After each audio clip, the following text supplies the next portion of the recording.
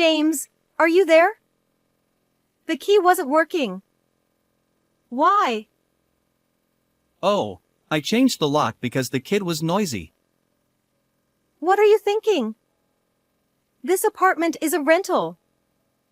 Why would you do that?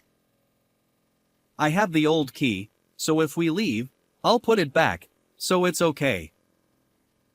James probably thinks changing locks is a piece of cake because of work. But why did he suddenly need to change the house key? Hey, just open the door for now. You guys have to stay outside from today. You can't enter the house. What are you thinking? Don't joke. Let us in quickly. I told you. I changed the lock because the kid was noisy. I've been thinking that the kid cries and screams right away. With this, my work fatigue will double, so from now on, after dinner and a bath, sleep outside at night. Sleep outside? Where should we sleep? You guys should sleep in the car. It's popular these days. James hung up before finishing the conversation. I frantically pressed the intercom button, but James didn't respond.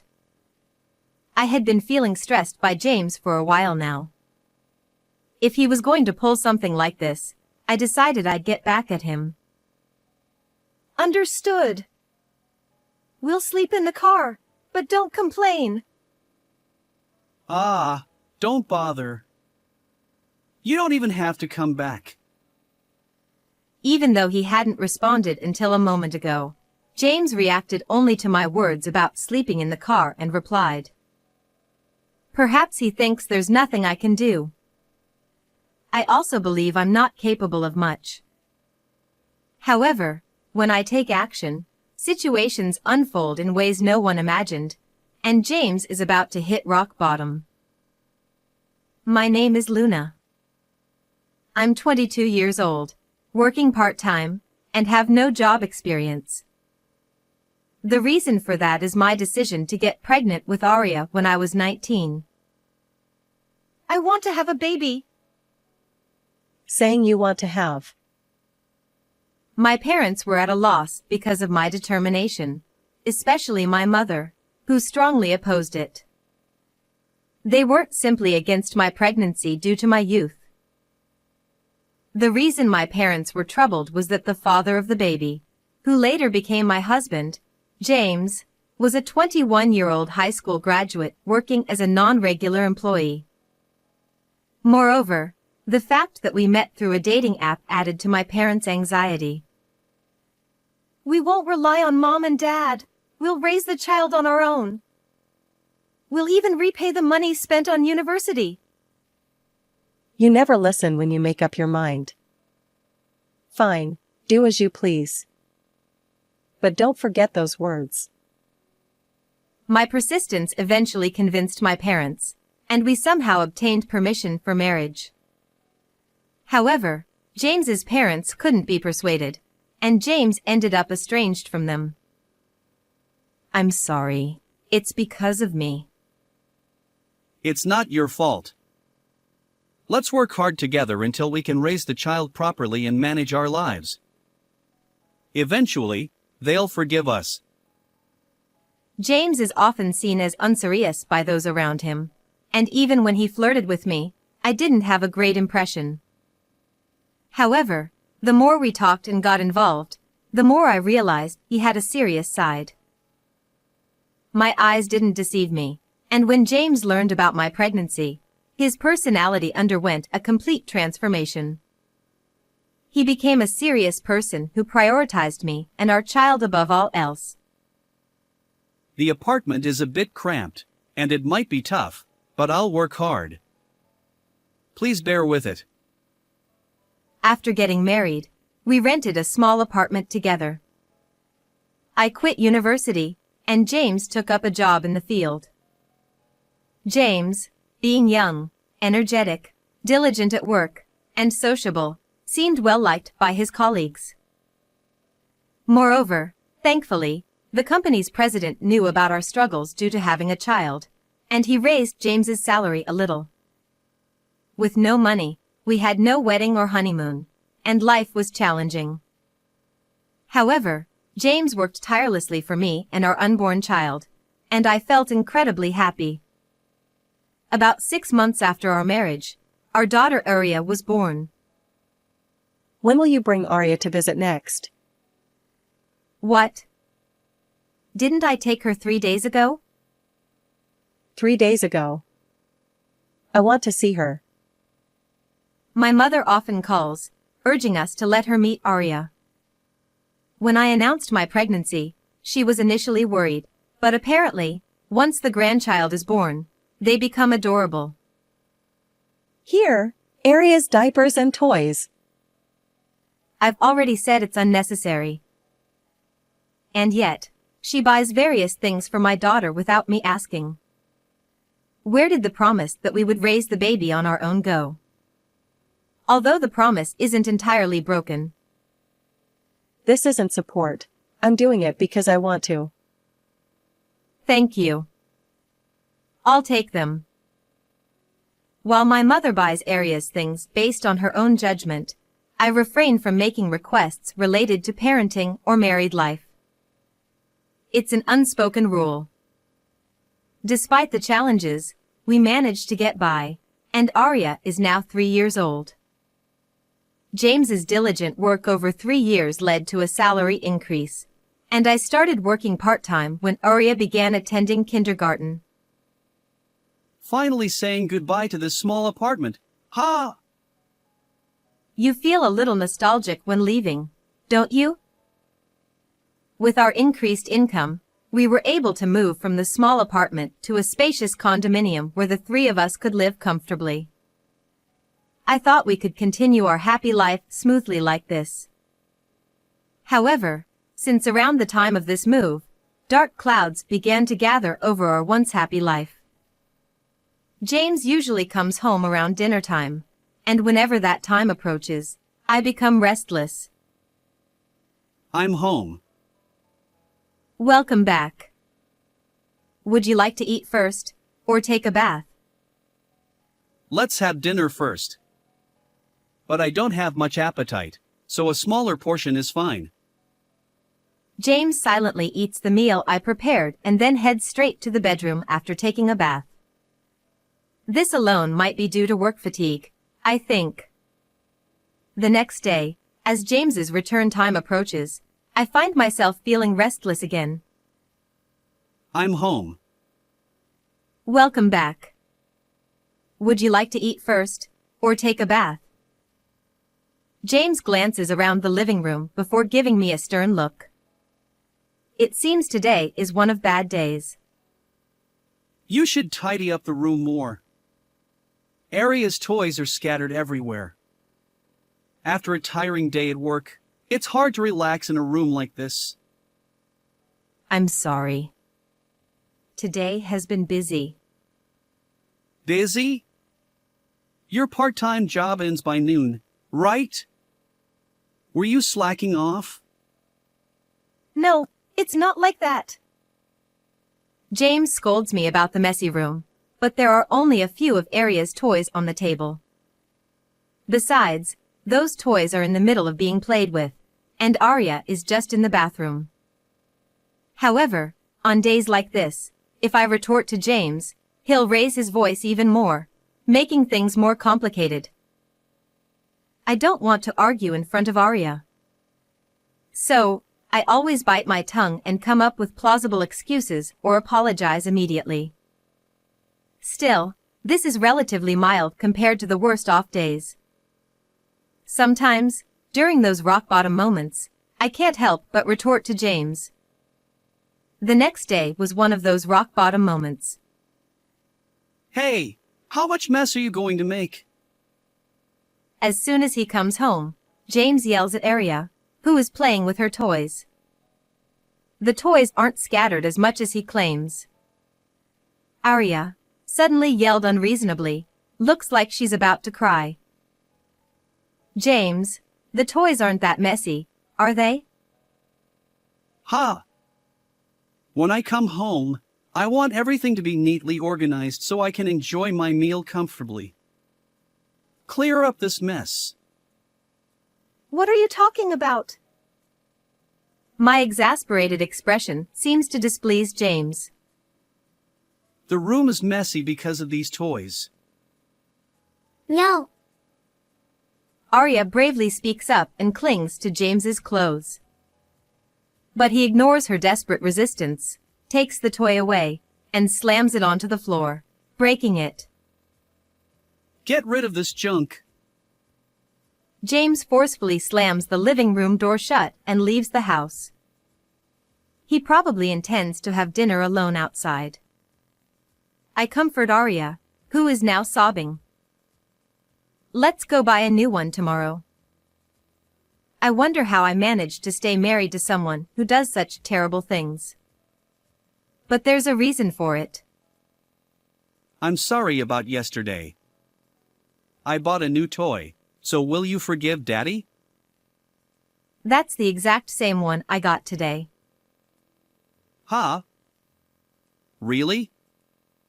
I thought it was something Arya wanted before. Looks like I missed out. James doesn't always treat us poorly. He understands Arya's preferences and, on good days, takes good care of her. Despite his bad moments, he's not all bad, and his attitude can change significantly from day to day, leaving me puzzled and confused. That's why I get anxious every day when it's time for James to come home. Is today a good day? Or a bad day? It feels like drawing lots for James's mood. Even though there are kind days, the impression from being scolded tends to stick, and Arya has started to dislike James a little. I'm home. Oh, Arya, are you playing with your toys? Will you play with Daddy too? No. Don't say that. If it's about breaking the toy, Daddy already apologized, right? Go away. You smell bad. Children are straightforward with their words, unlike adults. As I prepare dinner, I overhear their conversation and can't help but laugh. Don't laugh. It's shocking to be called smelly by Arya. Well, I guess I do smell like sweat and oil. Well, that's true, but isn't it because you use too much perfume to cover up that smell? It ends up being sickly sweet and overpowering. Ha! Maybe I overdo the perfume. I didn't notice it myself. Today felt like a good day. My life is a game of James's mood roulette. But just as there are enjoyable days, there are also unpleasant ones. I've learned not to worry too much about James's attitude. Maybe I've unconsciously accepted that I can't rely on my mother for marital matters. However, lately, consecutive bad days have made it harder to ignore. Daddy smells bad. I work hard for you. What's with calling me smelly? Stop it. Today seems like one of those bad days. James yelled at Arya, making her cry. You're so noisy. Stop crying over everything. It's because you were yelling, James. You're noisy too. Don't talk back. Ouch! James punched me hard in the stomach, leaving me momentarily breathless and collapsing in pain. Seeing this, Arya cried even louder. That's why you keep going on, right? The house is a mess. Unbeknownst to me, today marks 3 consecutive bad days. Yesterday, James expressed dissatisfaction with the dinner I made. Like windshield wipers deflecting raindrops on a car's front glass, he swept his arm across the table, clearing away all the food. Arya, of course, burst into tears. I sighed as I looked at the scattered meals and broken dishes on the floor. Today, I wonder how it will be. I pray that I won't draw 4 consecutive bad days. The next day, it's Sunday, and Aria's kindergarten is closed. James and I also have the day off from work. I'm thinking of buying clothes for Aria. Will James come along? No. I have plans with friends. Oh, I see. And even though you have plans with friends, can we use the car? Someone will pick me up, so it's fine. I carefully observed James's expression, feeling uncertain about whether it's a good or bad day. Will you be home late? I don't think it'll be that late. I might be late, so you and Aria can relax outside. It seems like a good day today. Aria and I went shopping in the afternoon, had dinner outside, and returned home. It's around 8 p.m., and since James said he'd be late, I assume he hasn't arrived yet. I inserted the key into the lock. Huh? The key won't go in. I checked if I had the wrong key. It was the right one. Maybe something is stuck in the keyhole? I examined it more closely. The shape of the keyhole seemed different. And upon closer inspection, the doorknob was new. I couldn't comprehend what was happening, feeling confused and unsure of what to do. Aria looked anxious too. Suddenly, laughter echoed from inside. It appears James is home, and someone else is with him. I pressed the intercom button, deciding to ask James to unlock the door. James, are you there? The key didn't work. Oh, I changed the lock because the kid was noisy. What? You changed the lock? This apartment is a rental. Why would you do that? I have the old key. If we move out, I'll put it back. James works in construction-related jobs.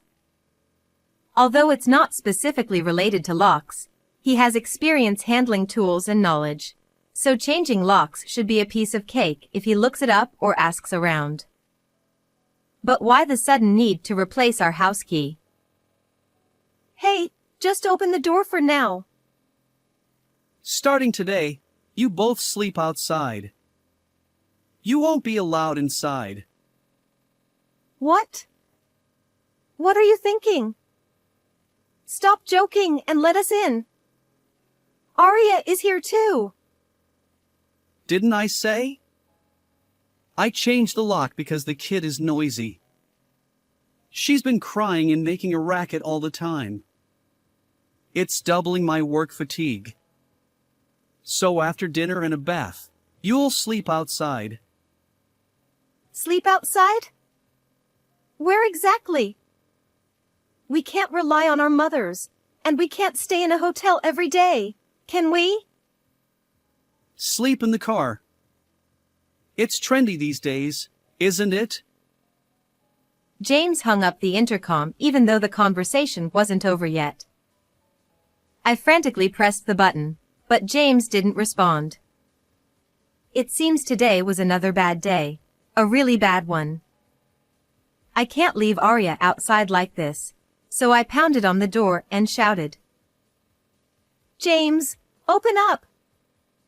Aria is here! My loud voice attracted the attention of the neighbor, who partially opened their door to check outside. It's embarrassing to be seen like this. I quickly decided to leave the scene, but before doing so, I wanted to make something clear to James. Fine. We'll sleep in the car, but don't you dare complain. Yeah. You don't even have to come back. He hadn't responded until now, but James reacted to the mention of sleeping in the car.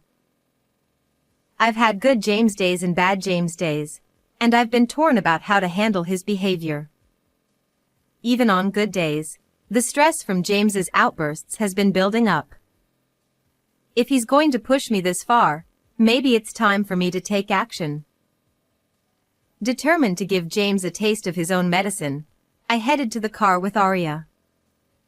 Once inside, I messaged James again, asking why he did this. Why did you change the lock?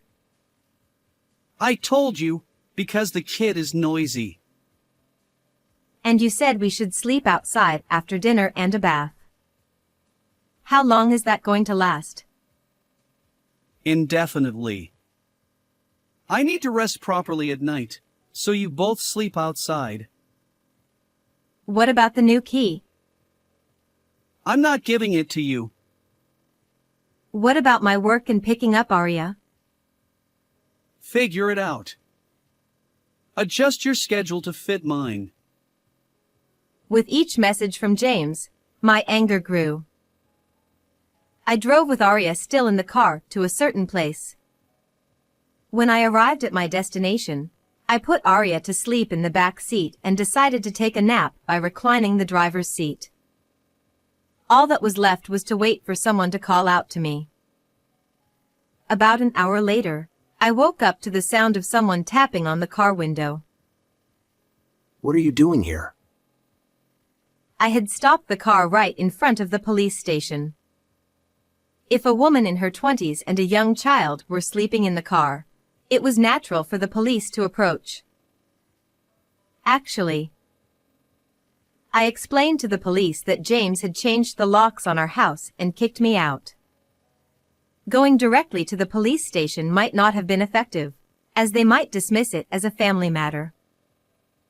So, the car camping in front of the police station was a way to highlight my distress and increase the chances of the police taking action. Even the exchange of messages with James, where I had to suppress my anger, was part of the plan to show evidence of being locked out by James. The police listened to my story and saw the messages, which led them to agree to accompany me back home. Surely, if the police were involved, James would open the door. I expected that once the police talked to James, he would change his attitude. But things took an unexpected turn. When we arrived at the house, 2 officers were with me, and I confidently rang the doorbell. Back already? Could you finally open the door? Oh, my friend already left, so I'll let you in today. Perhaps due to my position, the doorbell camera didn't capture the police officers. James obediently opened the front door. Wait! Why are the police here? He noticed the 2 officers standing behind me and widened his eyes in surprise. You kicked me out, remember? James was clearly shaken, as evident from his trembling voice. Late at night, we found a woman and a child sleeping in a car, so we escorted them home. Since when do the police get involved in marital matters? Our concern was for the safety of the young woman and child sleeping in the car. Yeah, I get it. It's dangerous for a young woman and a kid to camp in a car. So, can you leave now? Thanks for your help. James spoke rapidly, clearly wanting the police to leave. I understood. Having the police show up at your doorstep would make anyone eager for them to leave. But James seemed overly desperate. It wasn't just me. The police officers also seemed wary of him. Separate from the car camping situation, we'd like to ask a few questions. Is that okay? What? An interrogation? I hate dealing with the police. I won't cooperate. Understood. Then we'll ask your wife. Does your husband always smell sweet, like he does now? Yes, James works in a hands-on job, so he often smells like sweat or oil. He always wears this perfume to cover it up. Forgive me, but does your husband ever become moody or violent? Yes, sometimes he changes completely. I see. Well, would your husband be willing to come to the station with us? What? No way. James became even more desperate. The understanding seemed to be happening only between the police and James, leaving me out of the loop. It's voluntary, so we won't force you, but would you be willing to show us around the house if you don't come to the station? The officer's authoritative tone surprised me, and I glanced back and forth between the police officer and James. James seemed to resign himself to something and was led away by one of the officers. The remaining officer gently explained the situation to me. I apologize for the sudden turn of events. Why was James taken away? We're not entirely sure yet, but there's a possibility he's using illegal drugs. What? The sweet smell and personality changes are typical symptoms. The words felt surreal, and my mind went blank. We'd like to hear from you as well, so could you come to the station tomorrow? Understood. The other officer left, and now it was just Arya and me. Since I couldn't enter the house, I called my mother. Hello, Mom? Can I go there right now? Something serious has happened. My mother understood the urgency, and Arya and I headed to my parents' house. The next day, after leaving Arya with my parents, I went to the police station. Apparently, James had confessed overnight. He had been obtaining drugs from an old friend, who also visited our house yesterday. The reason for starting drug use was simply because the friend invited him, quite an inexplicable motive. Perhaps our improved financial situation played a role? Until now, James had used drugs outside, away from home, before returning.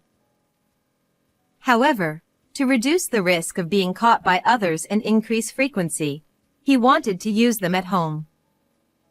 So, he changed the locks, effectively locking us out.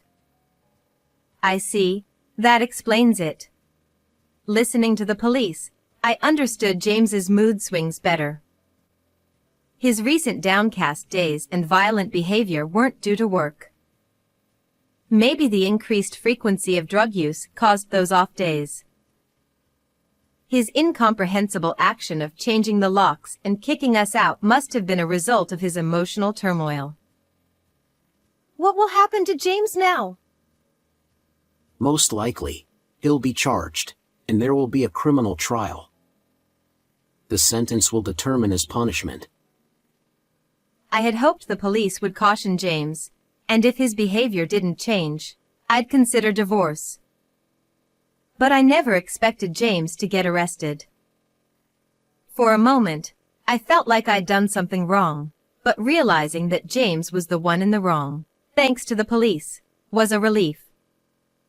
If I hadn't noticed, Arya and I would have continued living with him. My judgment had been clouded. Returning home from the police station, I had a discussion with my parents. Even though you opposed my marriage, we didn't imagine it would come to this. Sorry for insisting on our views. We couldn't have foreseen this either. It doesn't mean our views were entirely correct. Unexpected as it was, Arya and I would now live with my parents, free from unspoken rules. I could rely on my parents, and they showered Arya with affection. Without James's yelling, Arya spent her days happily. With James gone, I was free from his mood swings, and life returned to normal. Afterward, James was sentenced to imprisonment. It seems his friend was also arrested. Naturally, I divorced James, and he lost his job as well. It's regrettable to repay the kindness of our company president with such an outcome. James will be released from prison in 3 years, but life won't be easy for him afterward. When I filed for divorce, I requested alimony. The requested amount was $8,000, not excessively high. However, considering James is unemployed and has a criminal record, finding work might be challenging. Moreover, James has severed ties with both his parents, leaving him with no one to rely on. Even $8,000 would be a significant sum for him. 3 years later, one day after James's release from prison, he ambushed me in front of my parents' house. Returning from shopping with Arya, I unexpectedly ran into him. Luna. James, you came out from there. Listen, can't we start over? James, do you not remember what you did to Arya and me? You yelled at her, hit me, and, worst of all, changed the locks to keep us out. I'm sorry. But I've learned my lesson. Sorry, but no matter how much you've changed, I can't trust you. We can't live together anymore. Arya probably wants to live with me again. Who's this man? James froze at Arya's unexpected question. Arya had lived with James until she was 3, so it wouldn't be strange if she recognized his face. However, whether it was because she enjoyed our current life or had no positive memories of James, Arya didn't realize he was her father. Living together is difficult, right? We've already separated, so please don't come to see us. Wait! How am I supposed to survive alone? It's your own doing. You'll have to manage on your own. I led Arya inside, leaving James behind. Since then, James seemed to give up and never visited us again. Arya and I now live peacefully at my parents' house. I found a job shortly after the divorce. Arya has grown into a mature elementary school student. Looking forward to Arya's continued growth, I head to work with enthusiasm each day. How did you like this story? Don't forget to subscribe to the channel. Until next time in the next video.